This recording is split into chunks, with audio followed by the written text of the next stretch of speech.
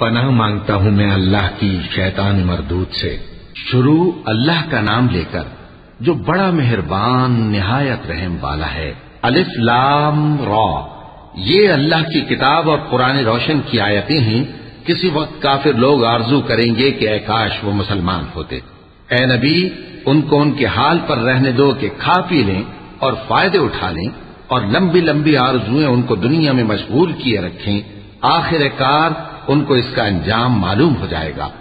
اور ہم نے کوئی بستی ہلاک نہیں کی مگر اس کا وقت مقرر لکھا ہوا تھا۔ کوئی امت اپنی مدت مقررہ سے نہ آگے نکل سکتی ہے اور نہ پیچھے رہ سکتی ہے۔ اور کفار کہتے ہیں کہ اے شخص جس پر نصیحت کی کتاب نازل ہوئی ہے، تو دیوانہ ہے۔ اگر تو سچا ہے تو ہمارے پاس فرشتوں کو کیوں نہیں لے آتا؟ کہہ دو ہم فرشتوں کو نازل نہیں کیا کرتے مگر حق کے ساتھ، اور اس وقت ان کو مہلت نہیں ملے گی۔ بے شک یہ کتاب نصیحت ہم ہی نے اتاری ہے، اور یقیناً ہم اس کے نگہبان ہیں۔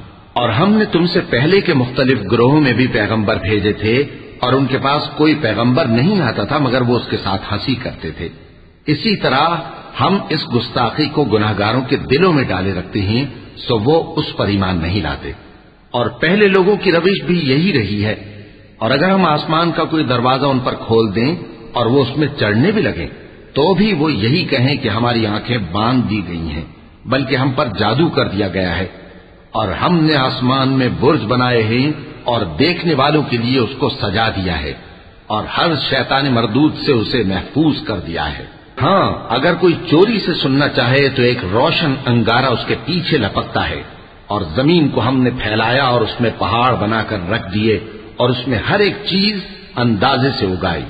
اور ہم نے تمہارے لیے اور ان لوگوں کے لیے جن کو تم روزی نہیں دیتے اس میں معاش کے سامان پیدا کیے، اور ہمارے ہاں ہر چیز کے خزانے ہیں، اور ہم اس کو بمقدار مناسب اتارتے رہتے ہیں۔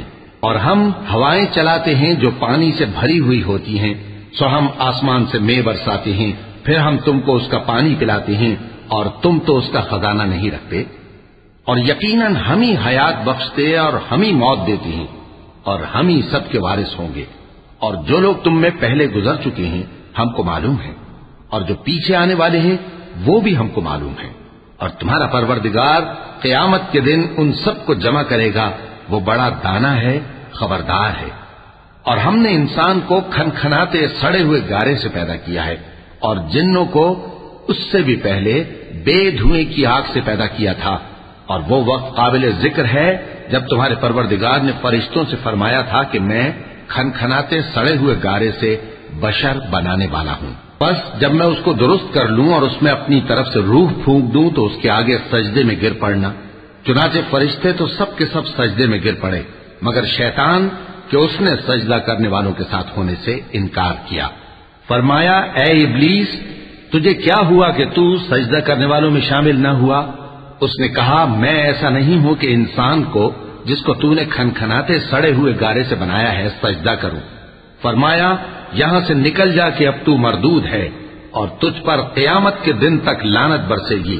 اس نے کہا کہ پروردگار مجھے اس دن تک مہلت دے جب لوگ مرنے کے بعد زندہ کیے جائیں گے۔ فرمایا اچھا، سو تجھے مہلت دی جاتی ہے وقت مقرر یعنی قیامت کے دن تک۔ اس نے کہا کہ پروردگار جیسا تو نے مجھے بھٹکا دیا ہے میں بھی زمین میں لوگوں کے لیے گناہوں کو آراستہ کر کے دکھاؤں گا اور سب کو بہکاؤں گا۔ ہاں، ان میں جو تیرے خاص بندے ہیں ان پر میرا قابو چلنا مشکل ہے۔ فرمایا کہ مجھ تک پہنچنے کا یہی سیدھا رستہ ہے، جو میرے خاص بندے ہیں ان پر تجھے کچھ قدرت نہیں کہ ان کو گناہ میں ڈال سکے۔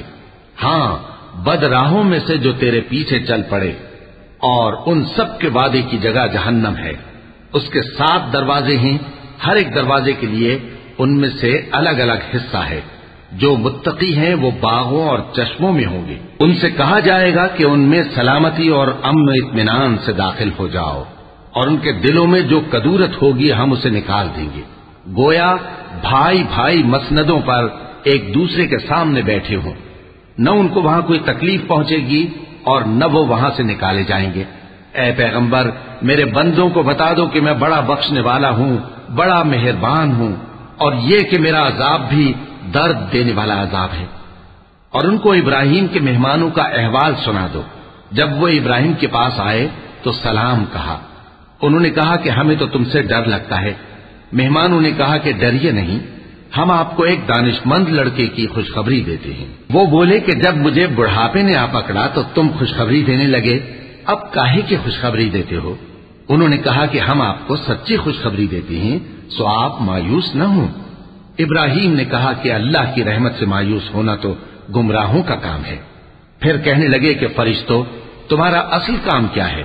انہوں نے کہا کہ ہم ایک گناہگار قوم کی طرف بھیجے گئے ہیں کہ اس کو عذاب کریں، مگر لوط کے گھر والے کہ ان سب کو ہم بچا لیں گے، البتہ ان کی بیوی کہ اس کے لیے ہم نے ٹھہرا دیا ہے کہ وہ پیچھے رہ جائے گی۔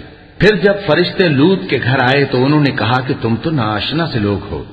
وہ بولے کہ نہیں، بلکہ ہم آپ کے پاس وہ چیز لے کر آئے ہیں جس میں لوگ شک کرتے تھے، اور ہم آپ کے پاس یقینی بات لے کر آئے ہیں اور ہم سچ کہتے ہیں۔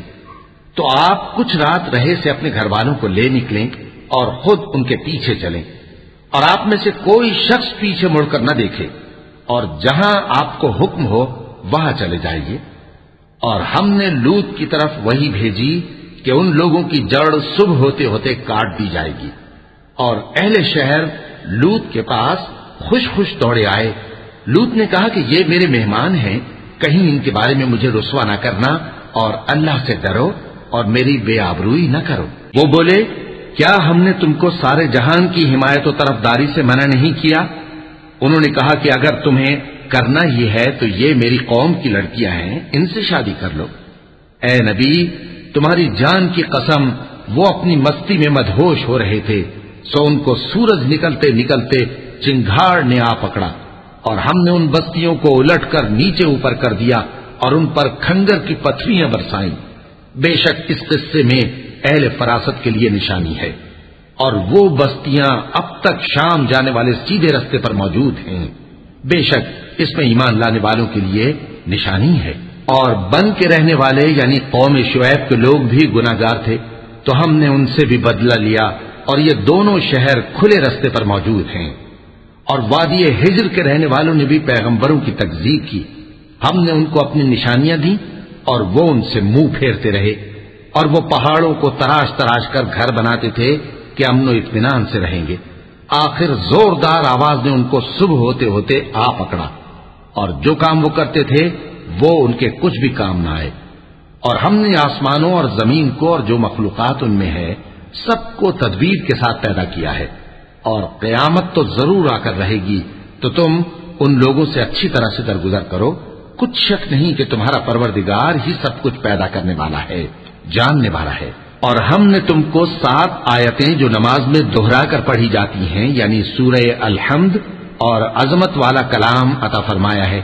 ہم نے کفار کی کئی جماعتوں کو جن کو فوائد دنیاوی سے نوازا ہے، تم ان کی طرف رغبت سے آنکھ اٹھا کر نہ دیکھنا، اور نہ ان کے حال پر رنج و غم کرنا، اور مومنوں کے ساتھ تواضع سے پیش آنا، اور کہہ دو کہ میں تو اعلانیہ ڈر سنانے والا ہوں، اور ہم ان کفار پر اسی طرح عذاب نازل کریں گے جس طرح ان لوگوں پر نازل کیا جنہوں نے تقسیم کر دیا، یعنی قرآن کو کچھ ماننے اور کچھ نہ ماننے سے ٹکڑے ٹکڑے کر ڈالا۔ سو تمہارے پروردگار کی قسم، ہم ان سے ضرور پرسش کریں گے ان کاموں کی جو وہ کرتے رہے۔ پس جو حکم تم کو اللہ کی طرف سے ملا ہے وہ لوگوں کو بے دھڑک سنا دو، اور مشرکوں کا ذرا خیال نہ کرو۔ ہم تمہیں ان لوگوں کے شر سے بچانے کے لیے کافی ہیں جو تم سے ہنسی کرتے ہیں، جو اللہ کے ساتھ کوئی اور معبود قرار دیتے ہیں، سو ان قریب ان کو ان باتوں کا انجام معلوم ہو جائے گا۔